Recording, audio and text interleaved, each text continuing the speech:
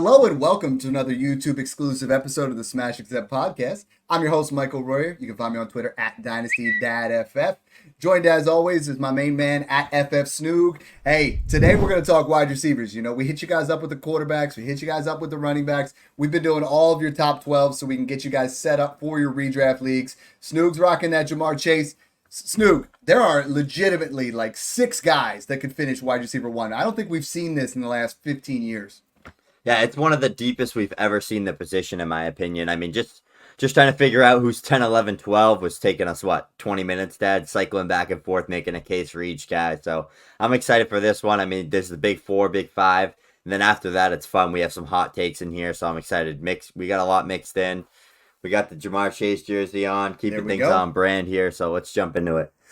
Yo, so the first guy, I mean, for me, the 101 in full PPR, borderline in half PPR, it's still CeeDee Lamb. Okay, I understand that no wide receiver has finished back-to-back since Antonio Brown did it back-to-back, what are we, almost 10 years ago now. But you look at what CeeDee Lamb was able to do last year, 181 targets, 135 receptions, 1,749 yards, 29 receptions of 20+, 12 touchdowns. That's his 23.5 fantasy points per game. And I know if Tyreek Hill did not get injured, he probably would have finished wide receiver 1. The difference being the Dallas offense is elite, but there is no number 2 target. We alluded to it in the tight end show where Jake Ferguson's going to have a big year. I understand, there is that contract situation with CeeDee Lamb, but he's back at camp today. He's going to get locked up long term. This is arguably your dynasty wide receiver 1, your redraft wide receiver 1, and Snoog, I could easily see an area where he gets up to 2,000 yards this year. Like, they didn't address the wide receiver position. They didn't address the running back position. Dak Prescott's playing for a contract. CeeDee Lamb is going to go through the roof, and I don't see a debate past CeeDee Lamb for me. Yeah, Dallas is going to have to make CeeDee Lamb an absolute monster paid contract. Like, he's going to have to be the highest paid wide receiver in the league after what he just did. Still 25 years old. Mm-hmm.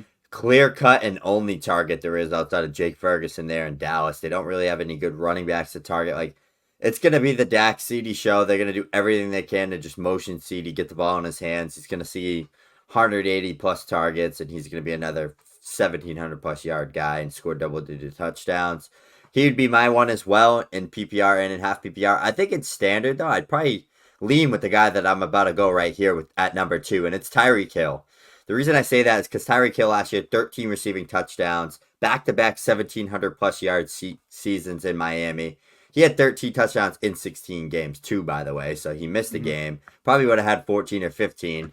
And the best thing about Tyreek Hill, back-to-back 20-plus point games. If we just look at how Tyreek Hill ranked amongst wide receivers last year, first in target share, first in target rate, third in targets. He missed the game, so that's why his numbers there are low, but he was averaging 10.5 per game. That's ridiculous. He was third in red zone targets, second in deep targets. He was just at his air yard shares was 44%, which was second. First in receiving yards, second in receptions, like fourth in yards after catch, 23.5 points per game. Tyreek Hill is literally still one of the, if not the best wide receivers in the game. Tied there with Tua, safe situation. Got that 3-year extension. He's going to be the go-to guy there in Miami. I think the most impressive stat was the 3.72 yards per route run, the best we've seen in the past decade. That is just unbelievable efficiency with Tua Tagovailoa. My wide receiver 3, and I think he's my dark horse wide receiver 1 overall, just because we haven't seen him fully put it together, but I think this is it. The Burrow to Chase combination is something special. You look at what he was been able to do with a healthy Joe Burrow. Last year, Burrow was struggling. Early on in the year, he had that calf injury. As soon as he became healthy, from weeks 5 to 10, 11 targets per game, 8 receptions, 107.4 yards per game, 24.6 points per game, trailing only Lamb and Tyreek Hill, but only by less than a half a point. Last time they were both healthy, and this goes back to his rookie year, but you look at it, 1,455 yards, that's 4th. Yards, 4th. Total touchdowns, 13, 4th. Fantasy points per game, 17.9. I think this is the year we finally see it all. They're going to put it together, the two of them. They're in a tough division, but they're going to have to put up points with the Ravens, now with the improved Browns. I mean, they're going to have to, even the Steelers, are going to be a little bit more, higher scoring matchups than they were the last 2 years. I think Jamar Chase you can't go wrong with him in your top 5. Yeah, and I'm just gonna be simple here and not overthink things because I know a lot of people are kind of about this guy a little bit, taking him higher than some of these guys I that we're almost took talking him about 3. right now. Yeah, Everybody's same. crapping on it, but I almost took him 3. I really can. You could get behind it, Dad, because Justin Jefferson is arguably the best wide receiver in the NFL. He's better than CD. He's better than Jamar Chase. It's just he doesn't have Dak. He doesn't have Joe Yeah. Burrow. But last year, it was, by the way, it was his 4th 1,000-yard season. If he goes for a 5th, he's the first player to ever do that. He averaged 20 points per game last year, almost 3 straight years with 20-plus points per game. Yeah. But if you look at what he did last year with Kirk Cousins only playing like half a season, 107 yards per game, he was at just shy of 3 yards per route run, and he had the 4th highest yards per team pass attempt. He is the Minnesota Vikings offense. I don't care who's throwing the football. It was Nick Mullins. Dude went out there and put up 195 yards and 2 touchdowns against the Lions. It could be anybody out there. J.J. McCarthy's an upgrade big time from him. So is Sam Darnold. So at worst, I think you're just going to see what he was. Maybe a little step down from Kirk Cousins, but he's still going to be a guy that is top 3 to 5 in receiving yards year after year, always putting up 1,500 plus, wide receiver 1 finish, top 5 guy. I think he's going to be in for another top 5 season this year, with or without Kirk Cousins. We saw the floor, right? With Kirk Cousins, he finished wide receiver 4, wide receiver 2, wide receiver 1, then the floor. So last year, when Kirk Cousins was out, he finished at 18.4 fantasy points per game as the wide receiver 5. And people are acting like that's bad. And they're like, well, J.J. McCarthy or Sam Darnold are going to be the quarterback. J.J. McCarthy just balled out. Like, J.J. McCarthy, you and I both think has a little bit of Kirk Cousins, Brock Purdy-esque type to him. He's going to feed him. I think Jefferson is still in that top tier for Dynasty. And I think in redraft, these are the 4 guys that you got to consider tier 1. You know, and I think it's Lamb and Hill are almost slightly above where Burrow and Jefferson are. But why did I say Burrow? You got that jersey on, it's throwing me off. Where Chase and Jefferson are. But those 4 guys, I think, are in a tier to themselves. And then the next guy is really close. So I think Amon-Ra St. Brown, you know, he's had 2 phenomenal seasons. He should be considered as a wide receiver 1 with 34% air yard share, 30% target share. He absolutely erupted for 112 receptions as the wide receiver 4. He's a locked and loaded top 5 wide receiver, but doesn't get the same name cachet, doesn't get the same value as these other guys. And I'm starting to see in your redrafts, people are taking McCaffrey over him, obviously. Most people are taking Hall. I'm starting to see Bijan. I'm seeing guys just get pumped up there where I'm seeing Amon-Ra St. Brown go 107, 108. I even saw 109 the other day. That's an absolute smash because the floor on this guy is top 8. The ceiling is wide receiver 1 overall. Like, I feel like he is so close to just going over the top. Jared Goff, we saw this. He's got all but 3 games inside the dome. When he's inside the dome, it's almost an extra 50 yards and an extra touchdown per game. Amon-Ra St. Brown is going to eat this year, and I feel like he is just that safe guy that you take in round 1. You don't brag about it. None of your friends are giving you high fives and saying that's a sexy pick, but you take him round 1, and it makes the rest of your draft so much easier. You know who he reminds me of? Not stylistically, but just like the trajectory and just kind of like how he wins and where he wins in the style of play he is? Michael Thomas. He was an absolute reception hog. And that's literally Amon-Ra St. Brown. Like, they're nothing alike. They don't play anything alike, but they win in that short to intermediate areas with the veteran quarterbacks. Like, Breeze was that veteran, smart, non-mobile guy. Goff, same thing. Amon-Ra is the motor of the Lions offense. He gets the chains moving. In full PPR, especially, he gets a big boost. I think he can lead the league in receptions any given year. So in full PPR, I think you could argue him ahead of Justin Jefferson. You could argue him ahead of Chase, even up there with Lamb and Tyreek Hill, in my opinion. But in full PPR as well, I mean, he's still a guy that's going to score 8 to 10 touchdowns, even for the standard guys. But he definitely gets the boost for me in PPR. Yeah. Outside of standard, I'm still taking this is the spot, but I think you got to take him. There's a couple more guys here that in this tier that I think is a really solid area. That, man, I mean, these guys still have dark horse wide receiver 1 overall potential. Yeah, I'm going to go with I mean, not really a little bit of a hot take here, but I mean, I guess it is for some people that like don't believe in the guys that haven't really produced at an elite level and putting them this high. But 2024 is the year Garrett Wilson breaks out, and you could stamp this. The only player ever to have 300 plus targets in his first 2 seasons, back to back 1,000 yards there with Zach Wilson, Mike White, Trevor Siemian. What was that guy that tight end? It was like Chris Streetler or something. He played like 2 games. He was absolutely terrible. But I mean, Garrett Wilson's coming off a year with 168 plus targets, which was 4th amongst all receivers, 7th highest target share, 3rd highest air yard share. And this is a guy that dominated press coverage. Like, he's that alpha X receiver. He had 81% against man press coverage last year, according to reception perception. That was 7th among wide receivers, joining A.J. Brown, Tyreek Hill, all these elite guys. And the best thing about it, first in routes run. There is nobody to take targets away from him. And the best part about it, to finish this off, is Aaron Rodgers is healthy. Man, I'm excited. I can't wait. My number 5 Garrett Wilson jersey is coming in the mail soon, so I'm going to be rocking that. Ooh, that's sexy. We gave away the autographed Garrett Wilson jersey last year on the pod. Elite. Now you're getting yours. I'm glad you took him. I love Garrett Wilson, but I cannot take him over my Philly love of A.J. Brown. It's tough. I would take A.J. too, maybe. Back-to-back 1,450-yard seasons, and he belongs in that upper tier. He belongs above, I mean, he is just that good. But people start to have that negative thought process about him because weeks 3 through 8, man, my man balled out 127 yards per game, 5 touchdowns, like he was on fire, right? And then weeks 9 through 17, only 200 plus yard games the rest of the season, only 2 touchdowns.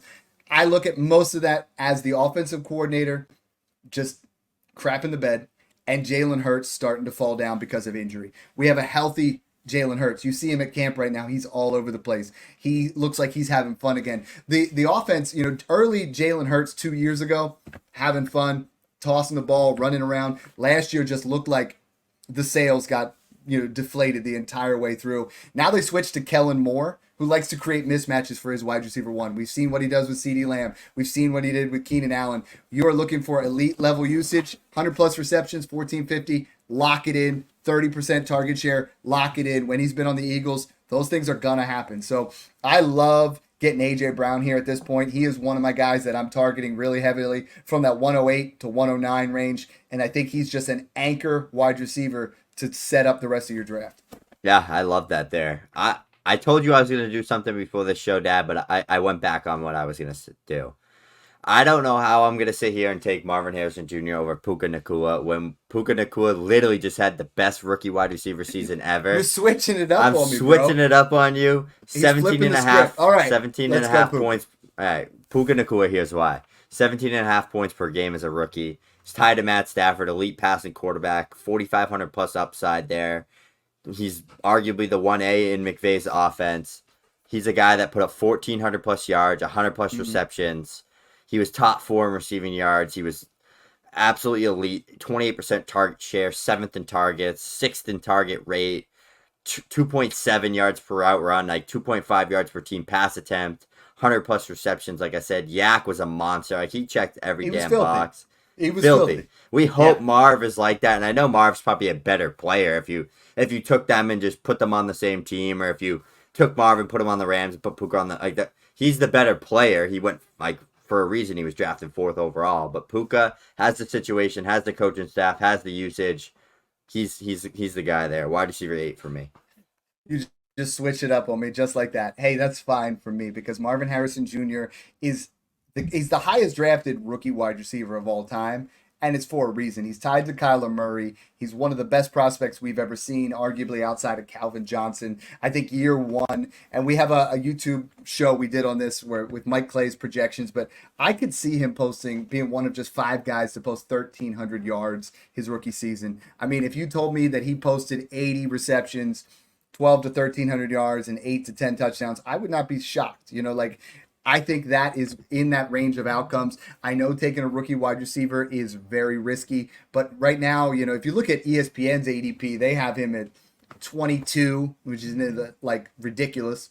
Fantasy pros and football guys have much more appropriately priced at that 15 range. I struggle to take him over, ETN and Saquon and Jonathan Taylor when they fall into that area. So it's all about how you want to build. But my wide receiver 9 is still Marvin Harrison Jr. And I think Puka was the end of a tier for me. Like we talked about, there was the top 4 guys arguably a 1A, 1B tier, and then you have AJ Brown, Amon-Ra, St. Brown, and Garrett who did you? Wilson. Garrett Wilson in that tier. And then I think the next one, and Puka Nakua. Now we start that next tier, and this is where it gets a little bit trickier. What I looked at when I started breaking this down is, guys that were drafted top 12, 9 out of 12 over the last 4 years traditionally finish inside the top 12. And then it's like 22 out of 20, or I'm sorry, and out of those, it's been 11 out of 12 every year finish as a wide receiver 2 or better. So these guys are going to finish there. This is why wide receiver Snoog is so much more important to me now than it used to be, because I used to just be like, hammer those running backs. And if you look at it, 41% of RB1s finished as an RB1, 75% of wide receiver 1s finished wide receiver 1s. I'm going to bet on those wide receivers because that's what's going to do it. And then I'm going to load up on the Kamaras, the Mixons, and those guys later. So that's where I'm at. We are now at wide receiver 10. Speaking of everything you just said, we're looking for that like elite production, those elite metrics, that draft capital. Drake London screams all of that. Like came in eighth overall pick in the 2022 draft. He got that elite generational top 10 draft capital that we haven't seen in a bit. Like we didn't see it in 2020. We saw it in 2021. And then that started the trend, right? 2021 brought that back again for us. We didn't see it in 2019. But the biggest thing with Drake London, I mean, I know he was top 5 in both target share and target rate as a rookie. He posted a 32% target rate. That's like absolutely absurd. He was the offense as a rookie there in Atlanta. He was also one of 4 wide receivers to post both an 85 plus PFF grade and 25% target rate as a rookie. Again, I told you he posted 32%. But the biggest thing for Drake London that he hasn't had yet is quarterback play.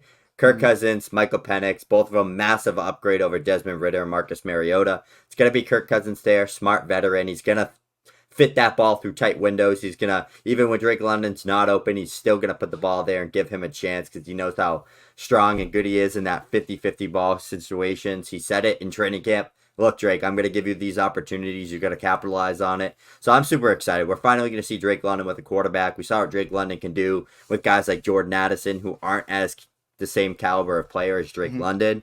And we saw what he did with Justin Jefferson, who's a much better player than Drake London. So he just is a fantasy machine, and that is going to be good news for Drake London. In worst case, he gets another pocket passer that's pretty accurate in Michael Penix Jr. So I think Drake London is going to smash in 2024, just with Garrett Wilson and a couple of the other 22 wide receivers we're going to talk about.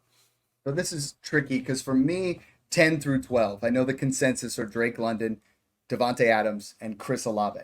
Yep. I prefer 2 other guys in this range and you don't have to reach. You don't have to go up and take them there. They fall into that next round, which is why I love taking, like we said, taking ETN, taking A-Chain, taking Derrick Henry, taking guys that have elite level efficiency, PPR, or touchdown upside. For me, the wide receiver that I want to come away with in all of my drafts in that 3rd round, the guy that I think is well worth that wide receiver 11, even over Devontae Adams and Chris Olave, which I know to some people is going to sound crazy because, I mean, we saw Devontae Adams really struggle with Aiden O'Connell last year. I don't think Minshew is going to be much better. Nico Collins, 2023 breakout where he was wide receiver 8 overall, posted 3.37 yards per route run. That's 2nd in the NFL, only to Tyreek Hill, and top 6 in the last decade.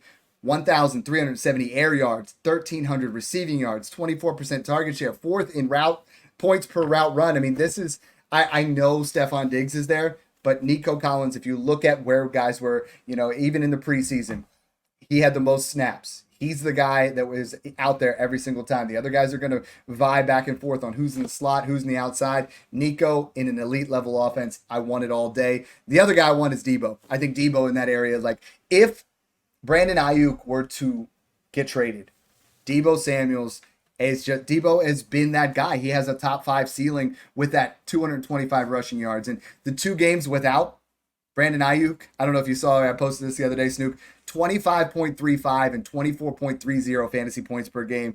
In both those games, he only had two carries. He posted like 5 yards per route run. It was insane. It's insane. So I mean, like, I want those 2 guys. I just sold you on Nico and Deebo. Sell me on Adams and Olave because they belong in this area too. I mean, I think there's 14 guys that are arguably wide receiver 1 caliber.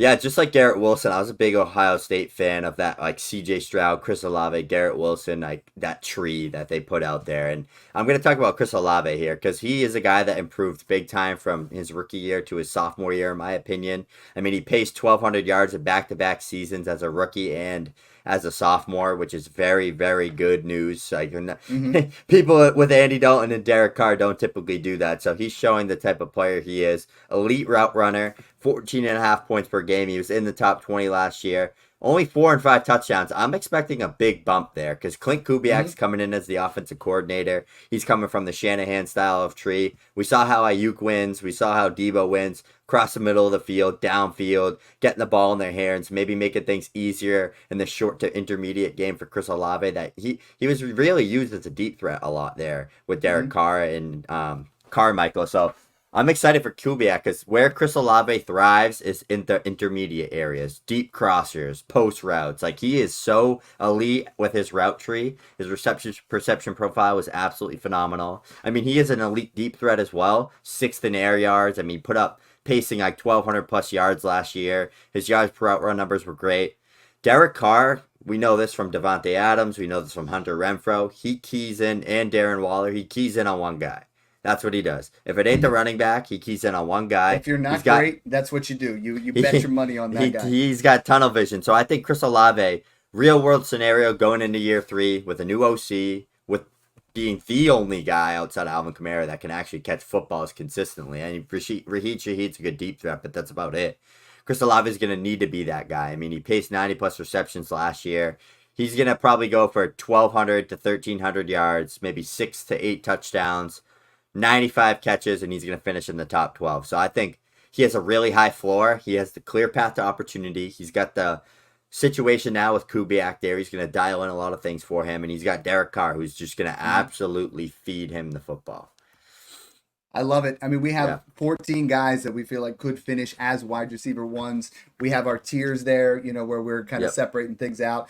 We're going to set that up for you. And guys, I mean, we are doing handcrafted setups for your draft. You tell us where you're drafting from and who you want, and we'll set it up. A guy in the Patreon said, hey, I really want to get Amon-Ra Brown at the 1-7. Can you set me up for, what that would look like? And I did the entire draft so he could get that, and so everything would line up. And you guys, if you're just going in raw and just with a list that says, here's 250 you guys, you're not doing it right. You got to have yourself a list with a game plan. You got to have a strategy. Snoog and I are setting that up for you guys in the Discord and our Patreon Discord, along with all of our rankings, top 250 in every format. We're there to help you guys. No better deal out there.